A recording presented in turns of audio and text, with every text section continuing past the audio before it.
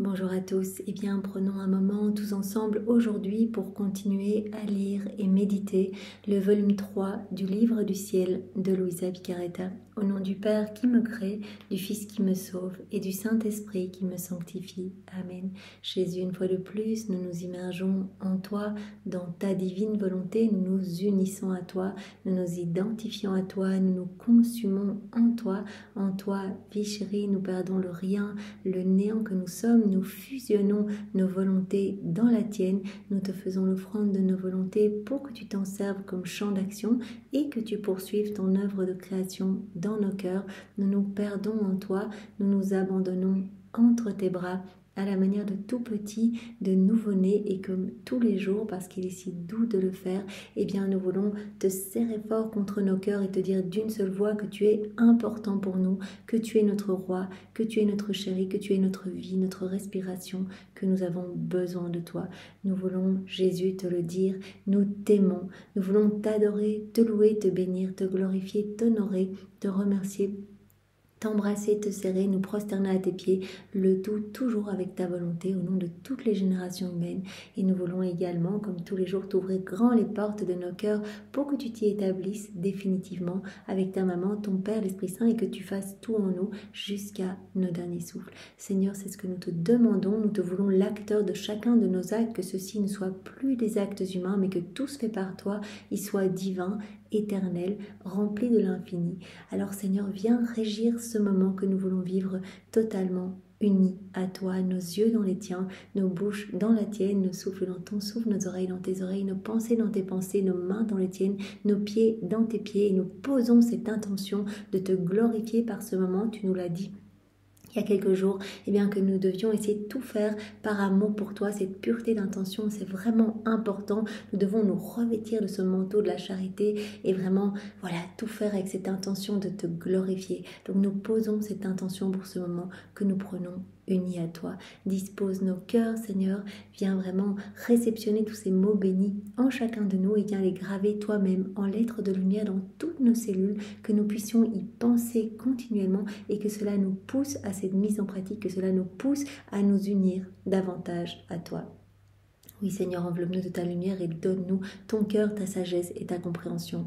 Viens, Esprit Saint, viens, par la puissante intercession du cœur immaculé de Marie, ton épouse bien-aimée, viens, Esprit Saint, viens, par la puissante intercession du cœur immaculé de Marie, ton épouse bien-aimée, viens, Esprit Saint, viens, nous t'attendons, nous avons besoin de toi, viens nous saisir, viens nous aider à tout comprendre, vraiment comment pourrions-nous comprendre ces vérités venues droit du ciel. Sans toi, Esprit Saint, viens, par la puissante intercession du cœur immaculé de Marie, ton épouse bien-aimée. Alors très brièvement, juste, on va rappeler les chapitres que nous avons déjà vus. Donc on a décortiqué donc, le début de ce volume 3 en différents points. Premier chapitre, je suis tout à toi, sois-le pour moi. Donc entre toi et moi, que tout soit pour moi et que ce que tu concéderas aux créatures ne soit rien d'autre que le débordement de notre amour. Donc restons unis, aimons-nous, partageons tout ensemble. Avec comme premier point, est-ce que tu veux être la tutrice de mon église pour supporter la colonne voilà, supporter cette colonne vacillante. Deuxième point, je m'amuse avec toi. Troisième point, discerne ce qui vient de moi ou ce qui vient de l'ennemi. Quatrième point, regarde-toi en moi comme je le fais en toi. Donc c'est important de se regarder en Jésus pour acquérir ses traits, pour acquérir sa physionomie. Cinquième point, si tu pouvais comprendre combien je t'aime, donc cet amour délirant, cet amour débordant, vraiment essaye de comprendre cet amour, et si tu voyais mon amour, eh bien tu verrais la petitesse de ton amour face au mien. En sixième point, réchauffe-moi, promets-moi d'être toujours une victime par amour pour moi, comme moi je le suis pour chacun de mes enfants, et je continue à l'être dans le sacrement de l'Eucharistie. Alors en septième point, aime-moi avec mon amour. Vous vous rappelez que ces petites clochettes dont Jésus avait orné Louisa pour qu'elle puisse l'aimer avec ces petits sentiments d'amour. En fait, Jésus avait dit avec ces petites clochettes, je te montre combien je t'aime et je t'appelle à m'aimer. Et donc il lui avait donné ces clochettes pour qu'elle puisse l'aimer avec cet amour divin. Et en huitième point, essayer de toujours correspondre à ma grâce. Jésus nous avait dit dans les volumes précédents que les âmes simples, les âmes dépouillées de tout, les âmes humbles, eh bien, très rapidement, elles accueillaient en fait, elles croyaient, elles accueillaient, elles se réjouissaient et vraiment elles étaient prêtes à donner leur vie pour leur Créateur. Voilà, elles appréciaient ce qu'elles recevaient. Donc Jésus nous appelle à cette correspondance, à accueillir sa grâce. Et comme il a dit à Louisa, je veux que tu sois vraiment comme un écho rapidement qui répète le son de la voix. Je veux que toi aussi tu m'envoies directement ta correspondance d'amour. Tu reçois mon amour, accueille mes grâces, accueille mon amour et directement réponds-y et fais-le au nom de tous. Alors en deuxième point, on a vu bien sûr les châtiments qui sont nécessaires, nous a dit Jésus une fois de plus. On en a vu beaucoup des passages relatifs au châtiment, au rôle d'âme victime de Louisa. Ici dans ce chapitre, Jésus dit à Louisa, écoute, console-moi. Alors l'homme me force à le châtier, mais j'en souffre énormément. Pour moi, c'est vraiment difficile de devoir châtier mes enfants, mais c'est une nécessité, en fait, c'est une expression ultime de mon amour, c'est un débordement de ma tendresse pour essayer de sauver mes enfants. Deuxième point, je vais fortifier ton cœur, parce que je vois que tu ne supportes pas de voir autour de toi ces châtiments qui vont arriver, donc je vais vraiment fortifier ton cœur comme un gros tronc d'arbre. Troisième point, ton rôle d'âme victime est vraiment important et je veux que ton confesseur le reconnaisse, c'est-à-dire qu'il se plie et qu'il autorise la crucifixion, puisque Louisa elle est sous obéissance, et le confesseur dit non, pas de crucifixion pour toi aujourd'hui. Eh bien en fait Jésus ne pourra pas déverser en Louisa son amertume, ne pourra pas partager ses peines puisqu'elle est réduite à l'obéissance. Donc Jésus dit, je voudrais vraiment que le confesseur reconnaisse ton rôle d'âme victime, tu t'es offert, ton état est conforme à ma volonté et donc je veux qu'il reconnaisse cet état et qu'il prenne soin de mes intérêts en fait. Et s'il le fait, eh bien je l'épargnerai. Alors répare pour les membres infectés de mon église, à nouveau on avait vu Jésus, partie gauche de son visage, tous ces membres infectés en fait, que ce soit les prêtres ou les âmes dévotes, etc. Vraiment tous les membres putréfiés qui faisaient vraiment souffrir Jésus en fait, et c'est ce qu'il avait dit dans le volume 2 en fait, ces membres infectés de mon église, en fait ces membres travaillent plus à assombrir mon église qu'à la parfumer. Et moi je voudrais que mes membres soient beaux, soient sains en fait, parce que je suis la tête de ces membres, donc moi je souffre par tous leurs actes.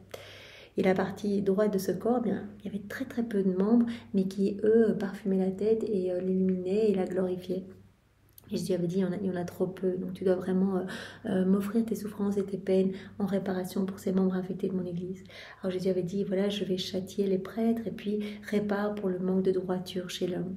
Alors ensuite, on avait vu le chapitre 3, parlons ensemble avec comme premier point, sois toujours obéissante, différents points relatifs à l'obéissance, l'importance de l'obéissance. Et puis comme deuxième point, Jésus avait demandé à Louisa, eh bien cette intention pure, en fait, d'être juste, d'agir toujours avec amour pour lui, avec ces différents points où Jésus avait montré vraiment la beauté de l'âme de Louisa, toutes les fois où elle avait souffert par amour pour Jésus, cela avait formé une croix blanche dans son cœur, etc. Jésus avait dit, tous tes actes qui sont faits par amour pour moi sont inondés de lumière. Elle avait vu cette petite perle sur la poitrine de Jésus qui était toute lumineuse, etc. Alors comme troisième point, Jésus avait appelé Louisa, chacun de nous, à la confiance, d'être toujours confiant et d'offrir tout en fait avec confiance. Pour rappeler à cette fête de l'Épiphanie, Louisa elle avait offert ses souffrances comme or, en fait, la souffrance de la privation de Jésus. Puis elle avait offert comme encens ses prières unies à celles de Maman Marie.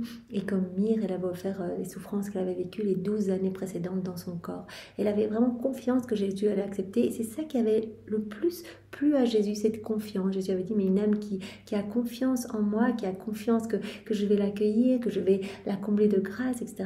Mais en fait, je lui donne tout, je ne peux rien lui refuser. Tandis que là, le manque de confiance, ça conduit au désespoir, ça rend l'âme complètement moribonde, ça conduit l'âme au découragement et donc elle va s'éloigner des chemins du bien. Et donc Jésus avait dit vraiment l'âme doit se dilater, doit dilater son cœur dans la confiance. Alors comme quatrième point, Jésus avait dit à Louisa, reste dans la paix, sois calme, parce que en fait si tu es dans la paix, tu vas te remplir de moi. Voilà, tandis que si tu es dans le trouble, tu vas te remplir des tentations diaboliques, mais si tu es dans la paix, je suis la paix, donc je vais vraiment te remplir complètement. Jésus avait dit donc la paix c'est moi, au plus tu vas t'unir à moi, au plus tu vas ressentir cette paix, donc nous au plus on va faire nos actes dans la divine volonté, au plus on va sentir cette paix s'établir. Avec un autre point, Jésus avait dit la même chose, reste abandonné à moi et tu trouveras la paix, donc vraiment cette indication pour nous, cet indicateur que si on ressent du trouble, c'est qu'on n'est plus dans les bras de Jésus en fait, c'est qu'on s'est éloigné de lui, c'est qu'on a quitté sa divine volonté, donc c'est intéressant, quand on se sent un petit peu agité, c'est qu'on n'est plus dans les bras de Jésus, donc on revient vite, Seigneur, je me replonge en toi, dans ta volonté, et je te laisse tout régir en moi, je te demande pardon pour ces petites escapades, terme utilisé par Louisa.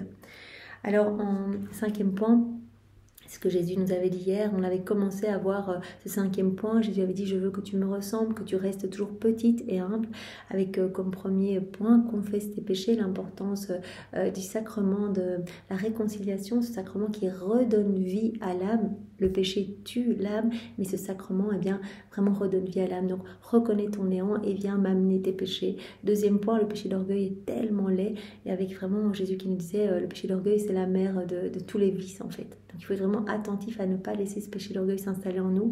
Et ce péché d'orgueil, en fait, il couronne d'épines continuellement Jésus. Avec comme 3e point, aime et accepte toutes les humiliations, les mortifications, les disgrâces, les confusions, etc. Et avec ces différents points où Jésus nous expliquait que justement ces humiliations, ces mortifications, elles vont purifier notre âme.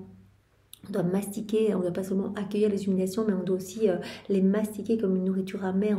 Plus on va la mastiquer, au plus on va ressentir l'amertume. Et bien, en mastiquant les humiliations, cela va donner une naissance à la mortification. Et les humiliations et les mortifications, eh bien, vont permettre vraiment d'acquérir des grâces nécessaires et vont permettre de surmonter tous les obstacles et vont vraiment nettoyer notre cœur en profondeur.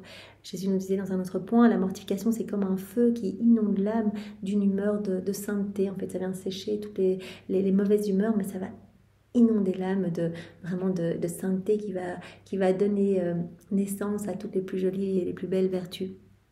Alors, un autre point, la mortification, elle a le pouvoir de dévorer tout ce qu'il y a de laid dans l'âme, toutes les imperfections qui se trouvent en nous.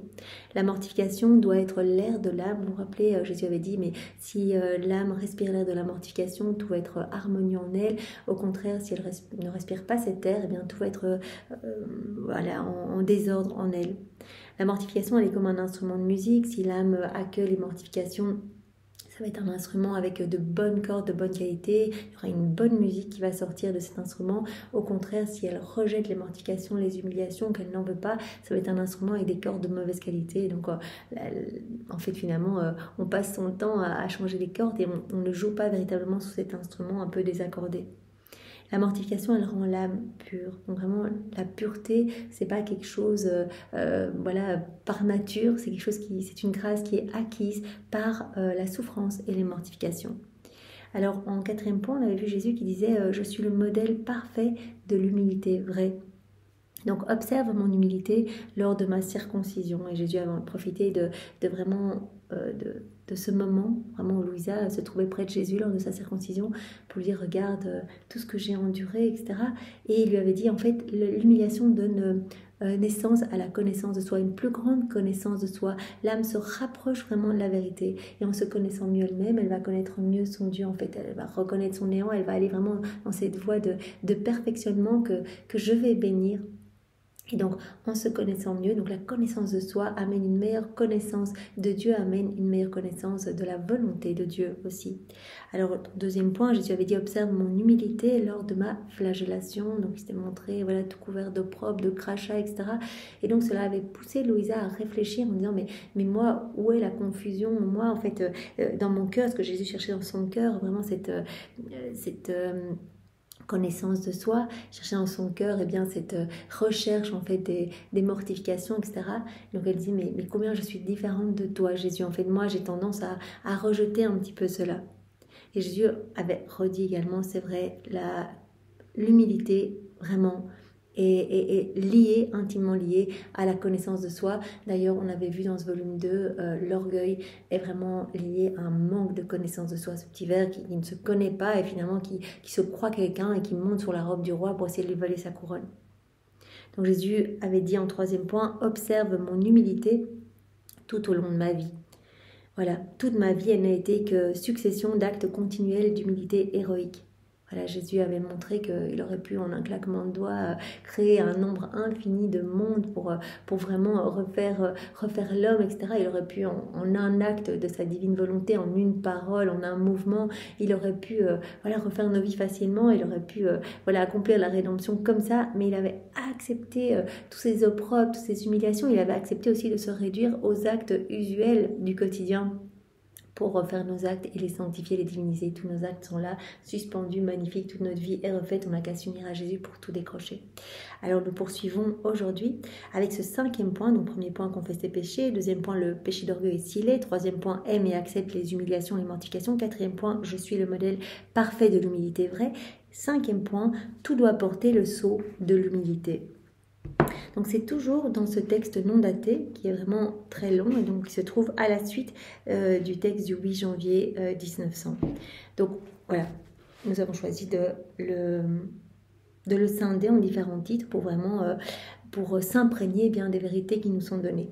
Donc tout doit porter le sceau de l'humilité. Alors Jésus nous dit: aucune grâce ne quitte mon trône si ce n'est à travers l'humilité. Voilà, aucune grâce, aucun charisme, aucune bénédiction, aucun cadeau ne quitte notre trône si ce n'est à travers l'humilité. Aucune requête ne peut être reçue par moi si elle n'a pas la signature de l'humilité. Voilà, les requêtes doivent également porter ce sceau de l'humilité. Sinon, on les reçoit pas en fait. Aucune prière n'est entendue par mes oreilles, ni n'émeut mon cœur à la compassion si elle n'est pas parfumée d'humilité. Donc les prières en fait vont toucher notre cœur si elles sont teintées, si elles sont parfumées de l'humilité. Donc tout doit porter le sceau de l'humilité. Alors en 6e point, toujours dans ce texte non daté, l'âme doit tout faire pour détruire en elle cette recherche d'honneur et d'estime de soi. Et donc elle doit tout faire pour devenir humble.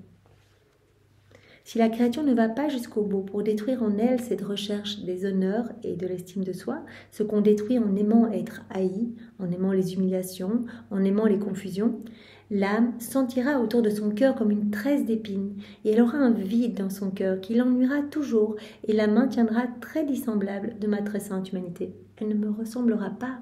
Moi, j'ai accepté toutes les disgrâces. Moi, j'ai vécu humiliation sur humiliation. Toute ma vie n'a été que succession d'actes continuels d'humilité héroïque, comme Jésus nous l'a dit hier. Donc, elle ne me ressemblera pas. Si elle ne cherche pas à détruire continuellement en elle cette recherche d'estime de soi, et cette recherche d'honneur. Et on peut détruire cela en aimant les humiliations, en aimant les confusions, les mortifications, etc. Donc si elle ne recherche pas à détruire cette recherche d'estime de soi, elle sentira comme une couronne d'épines, une tresse d'épines autour de son cœur, elle sentira comme ce vide en elle qui l'ennuiera toujours et elle sera très dissemblable de moi. Si elle n'en vient pas à aimer les humiliations, tout au plus sera-t-elle capable de se connaître un peu, mais elle ne brillera pas devant moi, vêtue du beau et charmant vêtement de l'humilité. Voilà. Elle ne sera pas vêtue de ce vêtement d'humilité, en fait. Elle ne me ressemblera pas. Elle pourrait avoir une toute petite connaissance d'elle-même, mais elle n'aura pas cette pleine connaissance d'elle-même. Et si elle ne se connaît pas bien elle-même, elle ne me connaîtra pas non plus. Alors, un autre point, 7e point, donc il y a cette corrélation entre la connaissance de soi et l'humilité, comme on l'a déjà beaucoup dit, et donc c'est un point qui reprend cela. Louisa, voilà, après les enseignements de Jésus, voilà Jésus qui l'a invité à le contempler lors de la circoncision, lors de sa flagellation. On aurait pu étendre les exemples avec son couronnement d'épines, sa naissance vraiment au milieu de vraiment dans la plus grande pauvreté, dans le froid, etc. Donc elle comprend vraiment cette corrélation. Qui pourrait dire toutes les choses que j'ai comprises concernant la vertu d'humilité et la corrélation entre la connaissance de soi et l'humilité? Il me semble avoir saisi la distinction entre ces deux vertus, mais je n'ai pas les mots pour l'exprimer. Pour dire quelque chose là-dessus, je me servirai d'un exemple. Donc voilà, elle n'arrive pas à bien expliquer cette corrélation, donc elle va se servir d'exemple. Imaginons un homme pauvre qui sait qu'il est pauvre et qui, pour les personnes qui ne le connaissent pas et qui pourraient croire qu'il possède quelque chose, il manifeste clairement sa pauvreté. Donc, il se reconnaît pauvre, en fait, il est humble, il se connaît, en fait. L'humilité amène à la connaissance. Il est humble, il reconnaît sa pauvreté. Il ne cherche pas à être quelqu'un d'autre, à faire semblant qu'il est quelqu'un d'autre, etc. Il reconnaît sa pauvreté. On peut dire que cet homme se connaît, qui dit la vérité, et qu'ainsi il sera plus aimé. Donc l'humilité amène vraiment, rapproche l'âme de la vérité, rapproche l'âme de la connaissance de soi. Il attirera les autres à la compassion sur son état misérable. Tous l'aideront. C'est ce que produit la connaissance de soi. Mais qu'arriverait-il si cet homme, ayant honte de manifester sa pauvreté, donc là l'orgueil, en fait, il a un peu honte de son état, il se vantait d'être riche, alors que tous sauraient qu'il ne possède même pas les vêtements qu'il porte et qu'il meurt de faim. Donc si par orgueil, en fait, il n'assume pas son état, en fait, on voit que l'orgueil amène à un manque de connaissance de soi, en fait, il ne reconnaît pas sa pauvreté et il feint être quelqu'un d'autre, en fait. Bien, tous le haïraient, personne ne l'aiderait et il deviendrait la risée de tous. Il deviendrait la risée de tous ceux qui le connaissent. Ce misérable homme irait de mal en pis et finirait par périr. C'est ce que l'orgueil produit devant Dieu et devant les hommes. Celui qui ne se connaît pas s'éloigne automatiquement de la vérité et s'engage sur les chemins de la fausseté. Donc l'orgueil amène vraiment un manque de connaissance de soi et l'orgueil amène vraiment l'homme à marcher sur les chemins de la fausseté. Le manque de connaissance de soi, l'orgueil amène vraiment l'homme à s'éloigner de la vérité. Il y a une autre forme d'humilité héroïque qui résulte aussi de la connaissance de soi. Alors là, Louisa, elle va prendre un exemple pour nous montrer que la connaissance de soi, eh bien, elle est précieuse si elle est unie à l'humilité. Parce que si une personne riche se connaît, elle reconnaît toutes ses richesses, ça va mener à rien du tout. Mais si la connaissance de soi amène à l'humilité, alors vraiment quelque chose de beau qui va pouvoir sortir de cela. Voici l'exemple qu'elle nous donne.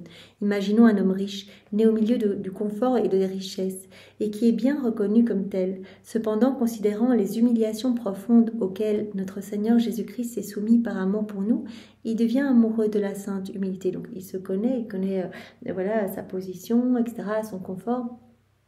Mais il devient amoureux de la sainte humilité. Et il abandonne ses richesses et son confort. Il enlève ses nobles vêtements et se couvre de guenilles. Il vit inconnu. Il ne dit à personne qui il est. Il vit avec les plus pauvres, comme s'il était leur égal. Il fait sa joie des mépris et des confusions. Donc voilà, par humilité, en fait, eh bien, il abandonne tout. Et il fait sa joie eh bien, des humiliations, des mortifications. On trouve chez cet homme ce qui arrive aux saints qui s'humilient de plus en plus et qui savent que le Seigneur les remplit ainsi de ses grâces et de ses dons. Dans ces exemples, dont dit Louisa, on voit que la connaissance de soi, sans humilité, elle n'est bonne à rien. Connaissance de soi sans humilité, non, ça va mener à rien. Alors que la connaissance de soi, accompagnée d'humilité, elle devient précieuse. Voilà, cette personne pauvre eh bien, qui se reconnaît, qui est humble, eh bien voilà, tous vont l'apprécier, vont l'aider, etc. Ou cette personne riche qui se connaît mais qui choisit le chemin de l'humilité, eh bien cela va mener à de très bonnes choses. Alors comme autre point, merveille qu'est la vertu de l'humilité. Donc Louisa va maintenant nous parler de cette vertu qu'elle trouve si belle, en fait, ce qu'elle en a compris. C'est toujours dans ce texte non daté. Oh oui, l'humilité attire la grâce, l'humilité brise les plus fortes chaînes et fait surmonter chaque barrière entre l'âme et Dieu. L'humilité, comme Jésus nous l'avait dit dans le volume 2, eh bien, elle attire toutes les grâces du ciel. Vraiment, quand une âme reconnaît son néant, qu'elle est toute petite, elle va attirer toutes les bénédictions célestes. L'humilité, elle va briser les plus fortes chaînes et elle fait surmonter chaque barrière entre l'âme et Dieu. Donc vraiment, elle rapproche l'âme de Dieu. L'humilité, c'est comme la plus petite plante, toujours verte et fleurie, qui n'est pas sujette à être rongée par les vers et qui ne peut être abîmée ou flétrie par les vents, la grêle ou la chaleur. C'est une toute petite plante, mais qui est bien verte et qui ne peut pas être abîmée. Alors même qu'elle est la plus petite plante, elle développe les plus grandes branches qui pénètrent dans le ciel et rejoignent le cœur de notre Seigneur. C'est quelque chose qu'on avait déjà vu dans les premiers volumes. Cette petite plante de l'humilité qui forme les plus belles branches. Et Jésus avait parlé des branches de la confiance. Et ces branches rentraient dans son cœur à lui. Et vraiment, il accueillait, il accueillait toutes ces branches.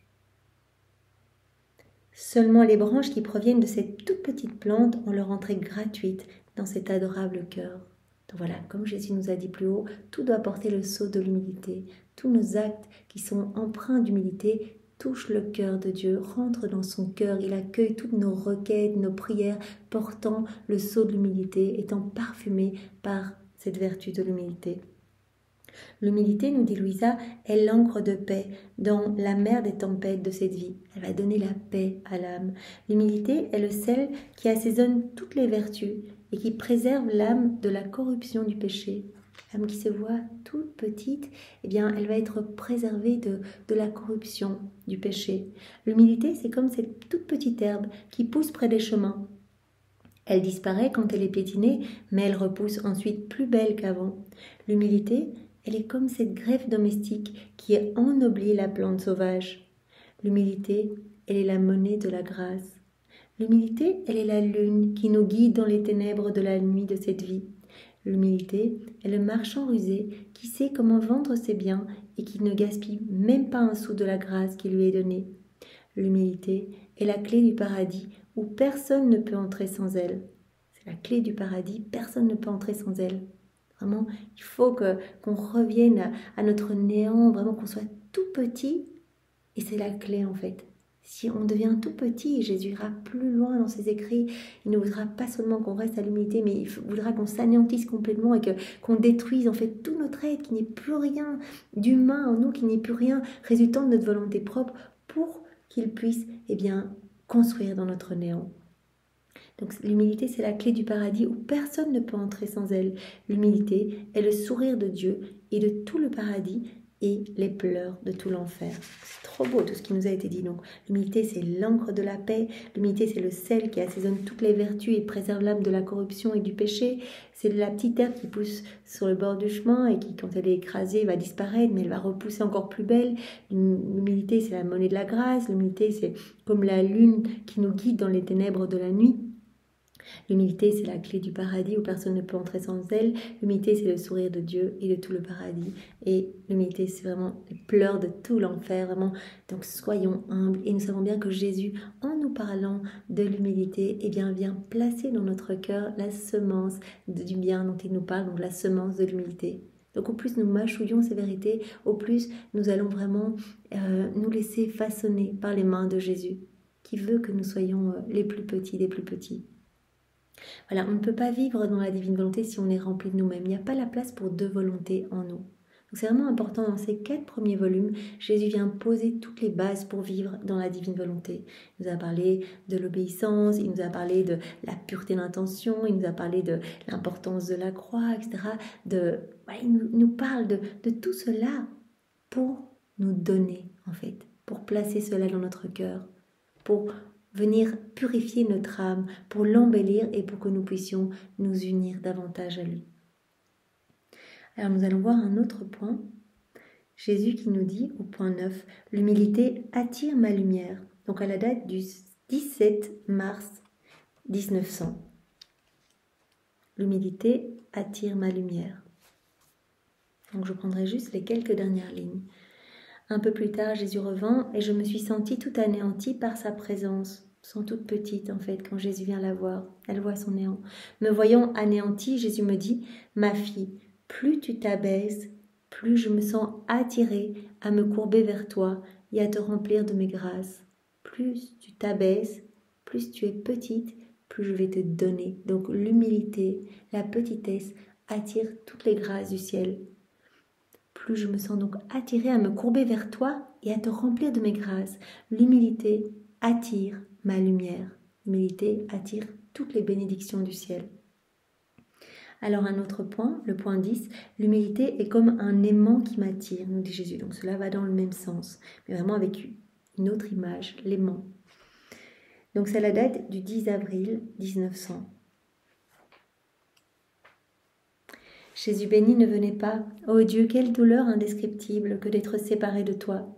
J'ai essayé de mon mieux de rester en paix et abandonné en lui, mais sans résultat. Mon pauvre cœur ne pouvait pas résister.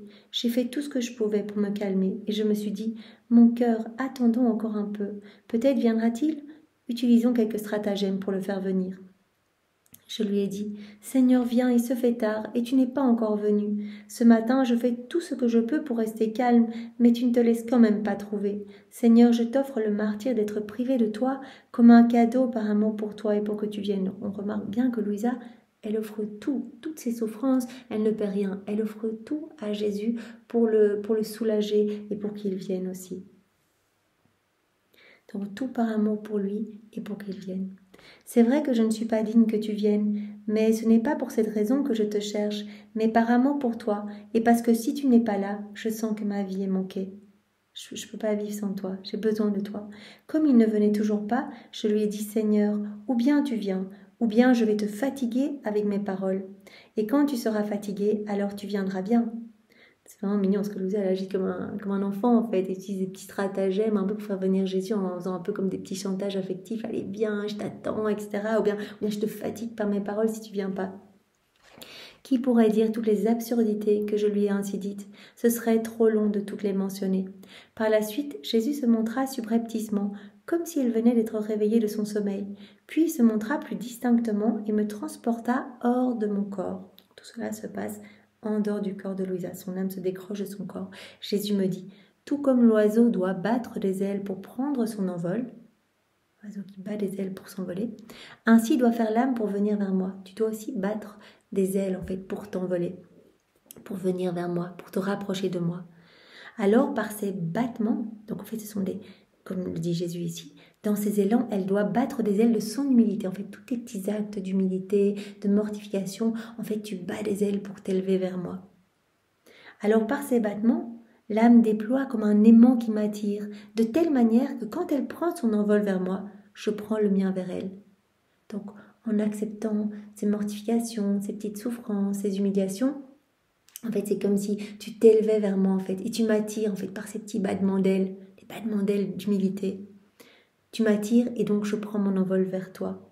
Donc on comprend bien que l'humilité est comme un aimant pour Jésus. Oh Seigneur, il est évident qu'il me manque l'aimant de l'humilité. Si le long du chemin je disposais partout l'aimant de l'humilité, je ne me fatiguerais pas autant quand je suis dans l'attente de ta venue. Alors nous continuons avec le point 11. L'âme humble sait comment respecter les autres, à la date du 3 juin 1900. Ce matin, alors que je poursuivais dans le même étage, j'ai vu mon adorable Jésus dans mon cœur. Il dormait. Son sommeil amena mon âme à tomber endormie comme lui, si bien que je ressentais toutes mes puissances internes engourdies et que je ne pouvais rien faire d'autre. Donc, on verra plus tard dans un autre chapitre qui aura trait au châtiment, au rôle de Louisa, âme victime, que Jésus, pour pouvoir être libre de châtier, comme Louisa le désarme complètement, eh bien soit il ne vient pas, il ne se manifeste pas, ou il se montre très peu, ou alors il la plonge dans une sorte de sommeil, en fait, d'étourdissement. Donc ça, c'est le cas ici. Voilà. J'ai vu mon adorable Jésus dans mon cœur, il dormait. Son sommeil amena mon âme à tomber endormie comme lui. Si bien que je ressentais toutes mes puissances internes engourdies et que je ne pouvais rien faire d'autre. Parfois j'essayais de ne pas dormir, mais je n'y arrivais pas. Jésus béni se réveilla et envoya 3 fois son haleine en moi. Ses respirations semblèrent complètement absorbées en moi. Donc il envoie son souffle 3 fois en Louisa. Il sembla que Jésus ramena en lui-même ces 3 mêmes respirations. Donc, il souffle d'abord en Louisa, et elle sent vraiment ces respirations qui sont toutes absorbées en elle. Et puis Jésus ramène ces respirations en lui. Il les ramena en lui-même. Alors je me suis sentie complètement transformée en lui. Qui pourrait dire ce qui m'arriva à la suite? Oh, l'union inséparable entre Jésus et moi. Je n'ai pas les mots pour l'exprimer. Après cela, il me sembla que je pus me réveiller. Brisant le silence, Jésus me dit. C'est là que ça devient important. Ma fille, j'ai regardé et regardé, j'ai cherché et cherché, parcourant le monde entier, puis j'ai porté mes yeux sur toi. J'ai trouvé ma satisfaction en toi et je t'ai choisi parmi un millier. Donc vraiment, comme on l'a dit hier, en fait, Louisa, elle a été choisie parmi, Jésus dit des milliers, mais des millions en fait, pas des milliards, parce que Jésus, son Père et l'Esprit Saint ont fait le tour du monde plusieurs fois pour trouver l'âme la plus petite, la plus humble, la plus malléable, celle qui allait pouvoir accueillir toutes ces vérités relatives à la divine volonté, celle qui allait pouvoir se laisser travailler et vraiment se laisser remplir par le divin vouloir. Voilà, laisser la divine volonté régner en elle et être cette dépositaire de tout ce qui est relatif à la divine volonté. Donc tu as été choisie parmi tous les hommes en fait, parce que tu étais la plus petite. Donc vraiment, cette vertu d'humilité attire le regard de Dieu. Vraiment attire la lumière de Dieu. Dieu s'abaisse sur l'âme humble pour la couvrir de cadeaux et de grâces. Puis se tournant vers certaines personnes qu'il voyait, il leur dit « Le manque de respect pour les autres, c'est un manque de vraie humilité chrétienne et de douceur, parce qu'un esprit humble et tendre sait comment respecter chacun et toujours interpréter positivement les actions des autres. » L'humilité chrétienne, en fait, Jésus dit, Une âme humble, elle va être poussée, en fait, comme elle voit son néant, qu'elle voit qu'elle n'est rien du tout, etc., elle va être poussée à respecter davantage ses frères et sœurs et à interpréter toujours positivement les actions des autres. Ayant dit cela, il disparut, sans que j'aie pu lui dire un seul mot. Puisse mon bien-aimé Jésus être toujours béni, que tout soit pour sa gloire. Alors encore un passage, donc vous voyez qu'on brasse tout ce volume 3 et nous retrouvons tous les passages qui ont trait à l'humilité. Alors un dernier passage, donc Jésus nous dit « La plus sublime humilité exige de fuir tout raisonnement et de s'abîmer dans son néant. » Donc l'humilité, elle donne à l'âme un vêtement de paix aussi et un vêtement de sécurité. Donc ça la date du 20 juin 1900. Donc Jésus dit à Louisa, sache que la plus sublime humilité exige de fuir tout raisonnement. Voilà, l'âme ne doit pas réfléchir en se regardant elle-même, etc. Donc la plus sublime humilité exige de fuir tout raisonnement et de s'abîmer dans son néant. Si on fait ainsi, alors sans trop s'en rendre compte, on se fond en Dieu.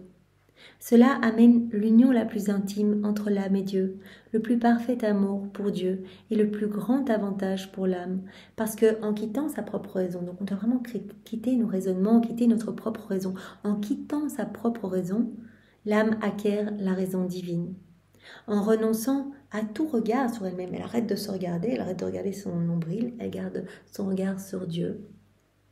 En renonçant à tout regard sur elle-même, l'âme n'est pas intéressée à ce qui lui arrive et elle parvient à un langage complètement céleste et divin. Donc l'humilité donne à l'âme également un vêtement de sécurité. Enveloppée de ce vêtement, l'âme demeure dans la paix la plus profonde, tout ornée pour plaire à son Jésus bien-aimé. Donc comme le dit Jésus ici, la plus belle humilité exige de fuir tout raisonnement et de s'abîmer dans son néant, de quitter sa propre raison pour acquérir la raison divine. Et donc cela va nous revêtir de ce vêtement de la paix. En fait, on va vraiment acquérir cette paix profonde. En fait, en reconnaissant qu'on n'est rien, on va plonger notre rien dans le tout qu'est Dieu. Dieu va pouvoir créer en nous et nous rendre beaux. Et au plus, on va vraiment s'abîmer dans notre néant. On va s'unir à Jésus en crucifiant notre volonté propre. Et bien, en plus, il va pouvoir grandir en nous. Et c'est sa paix à lui qui va s'installer dans notre cœur. Cette paix toute divine. Alors il y avait encore 2 points où Jésus nous parlait de l'humilité. Je ne ferai que dire vraiment la phrase qui en traitait. Eh bien c'était dans le passage du 16 avril 1900. Jésus dit le passeport pour entrer dans la béatitude ici-bas. Donc pour vraiment cette béatitude, c'est la vie des bienheureux déjà ici-bas. Donc c'est quand on vit dans la divine volonté, on fait déjà partie du ciel, on fait partie de la milice céleste, on est déjà des citoyens du ciel, mais en exil ici-bas, en mission ici-bas. Donc pour obtenir ce passeport, voilà, ce passeport pour entrer dans la béatitude ici-bas, Jésus dit, ce passeport, il doit être paraphé de 3 signatures. Premièrement, la résignation à ma volonté. Deuxièmement, l'humilité. Et troisièmement, l'obéissance. L'humilité, c'est vraiment important. Voilà, il faut qu'on se vide de nous-mêmes pour que Jésus puisse nous remplir du tout qu'il est. Alors encore un point, une phrase seulement, à la date du 24 juin 1900. La croix seule est la nourriture pour l'humilité. Donc Jésus parlait de la nécessité de châtier les hommes en disant l'homme est tellement arrogant que vraiment seulement les croix, les humiliations vont permettre à l'homme en fait de se repentir en fait. Voilà, la croix va être la nourriture de l'humilité. L'homme est tellement arrogant que vraiment je dois le toucher dans sa chair, dans ses biens matériels, etc. pour qu'il redevienne humble, en fait, qu'il revienne à moi, qu'il me reconnaisse, qu'il me laisse toute la place. Alors voilà, nous avons terminé ce chapitre. Ce n'est pas un chapitre, ce point. Jésus qui disait « Je veux que tu me ressembles, que tu restes toute petite et humble. » Avec confesse tes péchés, le péché d'orgueil s'il est, aime et accepte les humiliations, les mortifications. Je suis le modèle parfait de l'humilité vraie. Tout doit porter le sceau de l'humilité. L'âme doit tout faire pour détruire en elle cette recherche d'estime de soi et d'honneur. Elle doit tout faire pour devenir humble. Et puis, ce 7e point, la corrélation entre la connaissance de soi et l'humilité, avec Louisa qui nous donnait tous ces exemples. Et puis la beauté de la vertu de l'humilité, Louisa qui nous en parlait. Et puis comme 9e point, l'humilité, elle attire ma lumière. Comme 10e point, l'humilité, elle est comme un aimant. Vraiment, en fait, je suis poussée, je suis attirée par l'âme humble. le 11e point, l'âme humble, elle sait comment respecter les autres. Et le point 12, eh bien, la plus sublime humilité, elle exige de fuir tout raisonnement et de s'abîmer dans son néant. Donc c'est vraiment important. On voit bien que Jésus pose les bases et il va nous amener petit à petit à vraiment voilà, nous vider de tout pour lui laisser toute la place. Alors, nous continuons avec, donc ça c'était le point 5, donc je veux que tu sois toute petite, que tu sois humble, que tu me ressembles. Alors on peut continuer avec le point 6, je veux que ton âme soit ordonnée, à la date du 27 janvier 1900.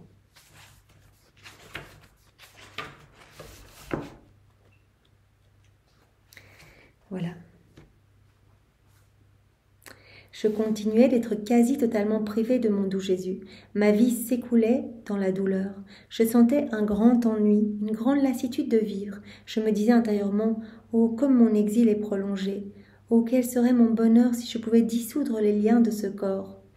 Elle rêve d'aller dans le ciel, Louisa, elle rêve de retrouver son Jésus et de pouvoir être tout le temps avec lui. Parce que sa plus grande souffrance, sa plus grande croix, c'est quand elle est privée de Jésus, qu'elle ne le voit pas physiquement. Ainsi mon âme prendrait librement son envol vers mon plus grand bien. Une pensée me fleura l'esprit. Et si tu allais en enfer? On va prendre les démons essayent de l'assaillir. Non, et si tu allais en enfer? Pour empêcher que le démon ne m'attaque sur ce point, je me suis dépêchée de dire, alors même en enfer, j'enverrai mes soupirs à mon doux Jésus. Même là, je l'aimerais. Voilà, elle a attaqué et pour pas donner du poids à cette pensée, pour pas donner voilà, de l'importance à cela, sinon les démons vont rajouter une couche, ben elle dit, mais même si je suis là-bas, Jésus, je te glorifierai, je continuerai à t'aimer, toute mon âme continuera à te chanter, à te bénir. Donc même là, je l'aimerai. Pendant que j'entretenais ces pensées et bien d'autres, il serait trop long de les mentionner toutes, mon aimable Jésus se montra pendant un court temps et d'un ton sérieux il me dit, ton temps n'est pas encore arrivé. Dans une lumière intellectuelle, il me fit comprendre que tout doit être ordonné dans une âme.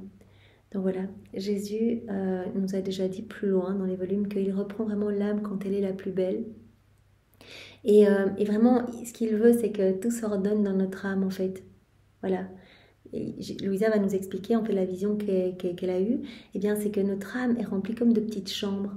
Et en fait, dans ces petites chambres, soit chacune de ces petites chambres est remplie d'une vertu distincte, reliée à toutes les autres vertus, soit la petite chambre est remplie eh bien, du vice opposé, soit la petite chambre est remplie d'un vide. Voilà, ton heure n'est pas encore venue, tout doit être ordonné dans une âme. L'âme possède beaucoup de petites chambres, une pour chaque vertu ayant avec elle toutes les autres, de telle manière que si l'âme semble ne posséder qu'une vertu, celle-ci est toujours accompagnée de toutes les autres. Néanmoins, les vertus, elles sont toutes distinctes et chacune a sa place dans l'âme. Donc une petite chambre accueille une vertu. C'est comme ça que Jésus voudrait que cela soit dans nos cœurs, en fait, qu'on soit tout rempli de lui, que nos âmes soient lumineuses, etc., mais qu'il n'y ait pas ces vices dans notre âme ou qu'il n'y ait pas ces vides en nous. Sinon, on va devoir purifier tout ça au purgatoire, remplir ces vides au purgatoire. Donc vraiment, on comprend bien, et cela vraiment nous amène à comprendre de mieux en mieux dans ces premiers volumes, là où Jésus va en venir, c'est qu'on puisse s'abandonner entre ses bras, s'unir à lui continuellement, parce que chacun de nos actes faits en union avec lui, eh bien, sera complet, en fait, sera divin et sera rempli de l'infini.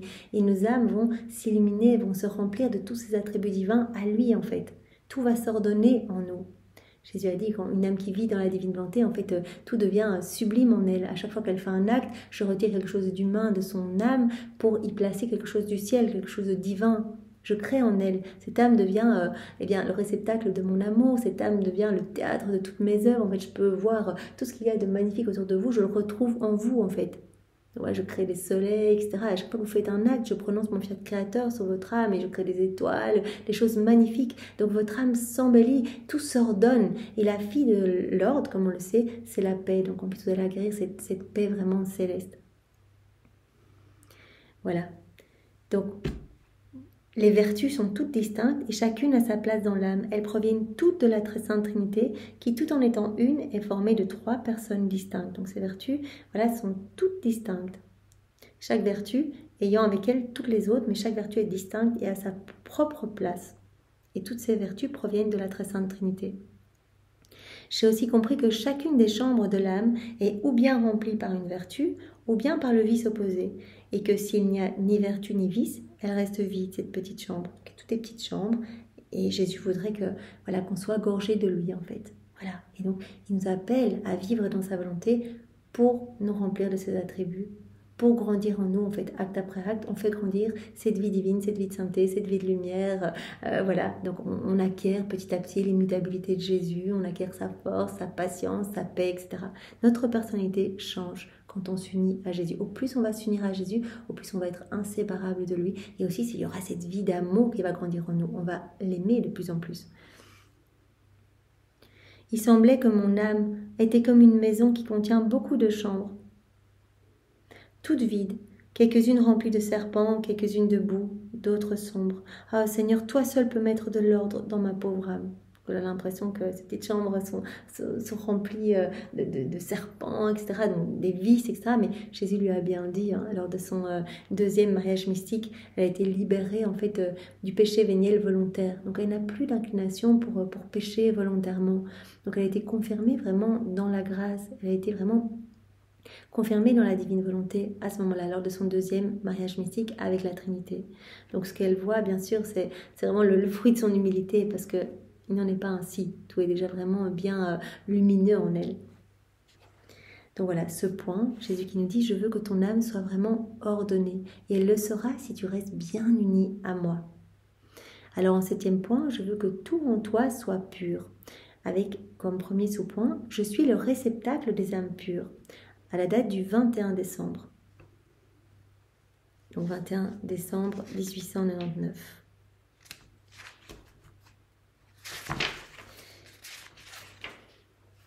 Ce matin, brisant un long silence, mon aimable Jésus me dit « Je suis le réceptacle des âmes pures. » Jésus aime tellement les âmes pures. En me disant cela, il me donnait une lumière intellectuelle qui me fit comprendre plusieurs choses sur la pureté. Mais je ne puis traduire en mots que très peu, ou rien du tout, de ce que je ressens dans mon intellect. Cependant, la très honorable dame obéissance veut que j'écrive quelque chose, même si ça risque de manquer de sens. Pour la contenter elle seule, je dirai mes sottises sur la pureté. Il m'apparaît que la pureté est le plus noble joyau qu'une âme puisse posséder, un trésor que l'âme puisse posséder. L'âme qui possède la pureté, elle est investie d'une lumière candide. L'âme pure, l'âme chaste, l'âme vraiment qui recherche cette pureté, elle est revêtue, elle est investie de cette lumière candide. En la regardant, Dieu y voit sa propre image. Dieu se voit dans cette âme. Il se sent tellement attiré par cette âme qu'il en tombe amoureux. Son amour pour elle est si grand qu'il lui donne son cœur très pur comme refuge. D'ailleurs, seulement ce qui est pur et sans tache peut entrer dans son cœur. Donc cette âme est revêtue d'une lumière candide. Dieu en tombe amoureux parce qu'il y voit sa propre image et il l'invite vraiment à vivre dans son cœur. Parce que dans son cœur, il n'y a rien d'impur qui peut rentrer. Voilà, il lui donne son cœur comme refuge. L'âme qui possède la pureté, elle garde en elle la splendeur première que Dieu lui a donnée au moment de sa création. Elle est belle comme quand elle est sortie des mains de Dieu, cette splendeur première que Dieu lui a donnée quand il l'a créée. Rien en elle n'est souillé ou ignoble. Comme une reine qui aspire aux noces du roi céleste, cette âme préserve sa noblesse jusqu'à ce que la noble fleur qu'elle est soit transplantée dans le jardin céleste. Donc elle préserve sa beauté, sa noblesse jusqu'au moment où elle va arriver dans le ciel. Elle va être cette fleur transplantée dans le jardin céleste. Cette fleur virginale a un parfum distinctif. Donc elle attire Dieu. Dieu en tombe amoureux. Dieu se voit dans cette âme. Elle est revêtue de lumière. Dieu lui propose son cœur comme refuge. Elle a cette splendeur bien première que Dieu lui a donnée au moment de sa création. Rien en elle n'est souillé. Elle est comme cette belle reine qui aspire aux noces du roi céleste. Et alors elle a un parfum distinctif. Elle s'élève au-dessus de toutes les autres fleurs, au-dessus des anges eux-mêmes. Elle se distingue par une beauté différente. Tellement que tous sont pris d'estime et d'amour pour elle, il la laisse passer librement pour qu'elle atteigne l'époux divin. La première place auprès de notre Seigneur est donnée à cette noble fleur. Voilà, cette fleur toute pure, toute magnifique. Et bien, quand elle atteindra le ciel, voilà, Jésus nous dit, il y a un parfum qui sort de cette âme. Et en fait, tous vont la laisser passer. Tous sont pris d'estime et d'amour pour elle. Elle va atteindre cette première place auprès de moi. C'est pourquoi notre Seigneur se réjouit tant de marcher au milieu de ces lys qui parfument et la terre et le ciel. Il se plaît d'autant plus à être entouré de ces lys qu'il est lui-même le premier, le plus noble et l'exemple de tous les autres. Et voilà, ces âmes, en fait, elles me ressemblent, elles sont toutes pures, et c'est moi le modèle de pureté, c'est moi la pureté. Donc je me plais à vraiment me retrouver au milieu de ces âmes si pures. Je me plais à être entourée de ces lys. Voilà, je me plais à marcher au milieu de ces lys qui parfument et la terre et le ciel. Oh, comme il est beau de voir une âme vierge. Son cœur ne respire aucun autre souffle que celui de la pureté, de l'innocence. Elle n'est obscurcie par aucun amour qui n'est pas de Dieu. Même son corps dégage la pureté. Tout est pur en elle. Elle est pure dans ses pas. Elle est pure dans ses actions, dans son discours, dans ses regards, dans ses mouvements. Tout en fait dégage ce parfum céleste. Tout est pur. Simplement à la regarder, on reçoit sa fragrance. Ah, quel charisme, quelle grâce, quel amour réciproque, quelles amoureuses ingénuités entre l'âme pure et son époux Jésus. Seulement celui qui la côtoie peut en dire quelque chose. Cependant, tout ne peut être dit, et je ne sens pas que je sois habilitée à parler sur ce sujet. C'est pourquoi je fais silence et je passe. Tellement beau ce que Louisa nous a dit concernant la pureté. Et chaque fois, en fait, elle reçoit ces rayons de lumière intellectuelle, cette communication qui se fait de manière intellectuelle. Donc, elle reçoit un rayon de lumière et elle comprend des choses qu'elle nous met par écrit. Comme elle l'a dit, je voudrais ne pas le mettre par écrit, mais dame obéissance m'y oblige. Alors comme deuxième point, donc je veux que tout en toi soit pur. Premier point, je suis le réceptacle des âmes pures, ce que nous avons vu. Deuxième point, le don de la pureté est une grâce acquise. Vous vous rappelez, on a déjà vu ça dans ce chapitre sur les humiliations, les mortifications, donc qui purifiaient l'âme. Donc ça la date du 21 février 1900.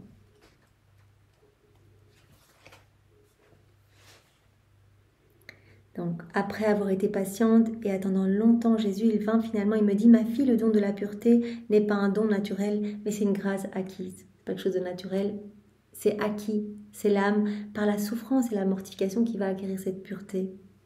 L'âme l'obtient en se faisant attrayante par la mortification et les souffrances. Oh, comme les âmes mortifiées et souffrantes se rendent attrayantes. J'ai un tel goût pour elles que j'en deviens fou. Pourquoi ? Parce qu'elles deviennent pures, en fait. Cela décape l'âme d'accueillir les souffrances, les humiliations, les mortifications. Tout ce qu'elles veulent, je le leur donne.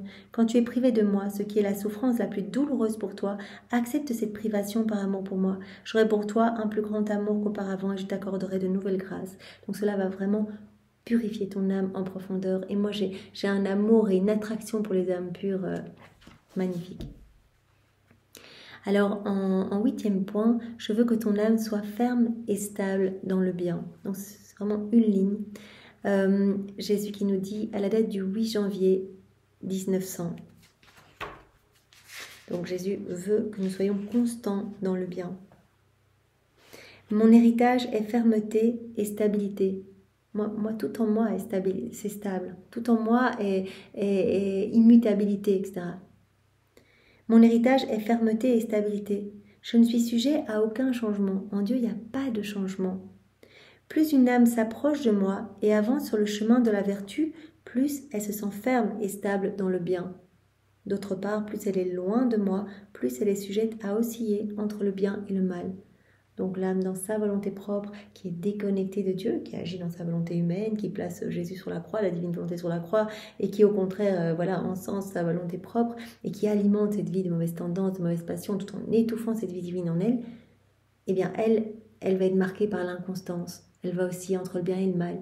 Elle va être, comme Jésus l'a dit, volage en fait. Un jour elle va m'aimer, un jour elle va me critiquer, elle ne voudra plus de moi, un jour elle va prier avec ferveur, le lendemain elle n'aura plus envie de prier, etc. Donc tout va être marqué en elle par cette inconstance. Tandis que l'âme qui se rapproche de moi, en fait en se rapprochant de moi, par les actes faits en union avec moi, cette âme va de plus en plus me ressembler. Et moi, tout est stable en moi. Il n'y a pas de changement en moi. Voilà, je suis l'immutabilité. Et donc l'âme en se rapprochant de moi, plus elle va s'unir à moi dans les petits actes de son quotidien, plus elle va acquérir cette constance et cette fermeté, cette stabilité dans le bien. Voilà, parce que c'est Jésus qui va grandir en nous. Donc voilà, et donc il va tout purifier en nous et il va nous donner ses propres attributs. C'est lui qui va venir tout faire en nous. Donc on doit accepter vraiment voilà, de se dépouiller de tout pour laisser toute la place à Jésus et on va acquérir son tempérament divin à lui. Je vous propose d'arrêter ici pour aujourd'hui. Donc vraiment, on a vu dans ce chapitre 3, qui continuera encore demain, soit toujours obéissante, soit juste, agis toujours avec cette pureté d'intention, soit confiante, donc reste dans la paix, sois calme. Jésus qui disait aussi, ressemble-moi, je veux que tu sois toujours petite et humble, avec voilà, toute cette vertu de l'humilité, avec l'accueil des mortifications, des humiliations, etc. Et puis Jésus nous a dit, je veux que ton âme soit tout ordonnée, je veux aussi que tout soit pur en toi. Vous voyez bien que Jésus veut placer tout cela dans notre cœur, pour nous préparer à vivre vraiment cette union avec lui, que nous puissions ne faire qu'un avec lui. Je veux que ton âme soit ferme et stable dans le bien. Eh bien, merci Jésus pour tous ces enseignements, toutes ces vérités qui sont des vies divines qui sortent directement de ton sein paternel pour nous travailler, cette vertu créatrice, pour créer quelque chose en nous. Nous te bénissons, Seigneur, avec tes propres bénédictions. Nous te recouvrons de l'amour de Maman Marie, de ses baisers, de ses caresses. Nous t'étreignons avec ses bras à elle, nous t'enveloppons dans son manteau maternel. Nous t'offrons tout l'amour que toi, Jésus, tu as placé dans l'œuvre de la création, tous les actes d'amour que tu as placés dans l'œuvre de la rédemption, tous les actes d'amour que tu as placés dans l'œuvre de la sanctification. Nous t'offrons tous les actes d'amour de tous les saints de tous les temps que nous refaisons dans ta divine volonté pour te donner une gloire magnifique et nouvelle. Tout comme une gloire accidentelle pour tous les saints eux-mêmes. Et puis nous voulons également t'offrir, Jésus, en remerciement pour ce moment que nous avons passé avec toi, t'offrir tous les actes qui ont été accomplis dans la divine volonté par Adam dans son état d'innocence, par Maman Marie, la totalité de ses actes, par Louisa, par les âmes à la suite de Louisa. Et vraiment nous te recouvrons également de l'amour trinitaire, l'amour de ton Père, l'amour de l'Esprit Saint. Et nous voulons récapituler et reprendre tous les cadeaux qui sont cachés partout dans chaque élément créé, tous tes attributs divins et te les réoffrir. Voilà, ton immutabilité dans les cieux, ta puissance dans le vent, ta force dans les vagues, ton humilité dans la terre, ta pureté dans l'eau. On reprend tout pour tout te redonner, Seigneur. Engage de notre amour pour toi et de notre reconnaissance pour ce livre du ciel. Tu l'as dit, ces vérités sont une partie de moi et c'est tellement beau, Seigneur, tout cet amour que tu déverses dans nos cœurs à chaque fois que nous nous y plongeons. Nous t'aimons, Seigneur, et nous le faisons vraiment, nous le faisons au nom de tous, avec ton amour à toi. Sois béni, Seigneur, au nom du Père et du Fils et du Saint-Esprit. Amen. Soyez tous bénis, passez une belle journée. Au revoir.